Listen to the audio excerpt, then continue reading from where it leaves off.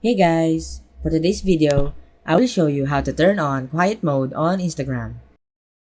To begin, launch the Instagram app. You should now be on the homepage of the app. Tap on the profile icon. This will take you to the profile section within the app. From there, tap on the hamburger icon. Now, select settings from the list of options that appear. This will take you to the settings page of your Instagram account, where you can make various notifications and adjustments to your app settings. Next, tap on notifications from the list of options.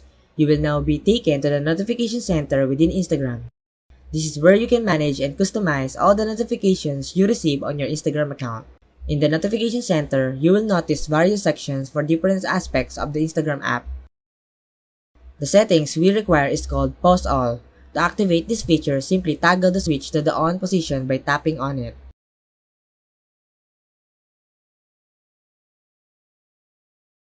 After that, you will get a section that has the number of minutes or period you can choose to have this option on. You can choose from 15 minutes to 8 hours. And there you have it. Thank you for watching, and if you found this video helpful, make sure to subscribe, leave a like, and leave a comment in the comment section down below.